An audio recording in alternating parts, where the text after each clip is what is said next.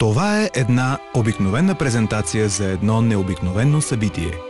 Задачата ни беше промотиране на безвредни бои Аква, продукт на Оргахим. Идеята беше да създадем емоционална обвързаност с марката и всеки да си припомни момента, в който му е било приятно да боядисва.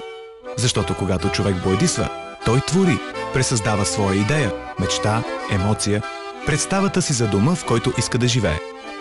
И кой по-подходящ празник за промоция от Великден, когато боядисването е ритуал и е обвързано с всеки един от нас. Затова на 7 и 8 април, Великден, поставихме 12 яйца в човешки ръст в София и 12 в Бургас, които да бъдат боядисани с безвредните бои Аква. Събитието беше насочено към мен, към теб, към баба ти и към племенника на Вуйчо ти. Целта беше да осъществим едно събитие, което всеки да създаде сам, в което всеки е креативна личност, а не просто 0,001% от статистиката за потребителите на боя в страната. Без цифри и данни. Първата арт-инсталация с рекламна цел, в която полът, професията, социалното положение и възрастта нямат значение. Единственото важно е спонтанната креативност и желание за себеизразяване. Това събитие заличи границите между потребители и производители, между реклама и изкуство.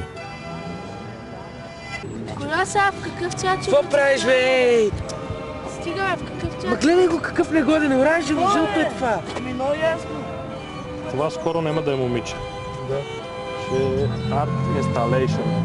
Абе, сигурно ще ни дадат по телевизията, Илянче. Сега също искаме да провокираме вашата спонтанност и креативност.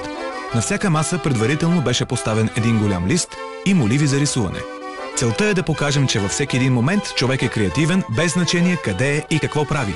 Затова, моля, напишете името на агенцията, която представлявате на гърба на вашата спонтанно креативна рисунка и тя ще бъде изложена в залата за първата спонтанно креативна изложба на рекламните агенции.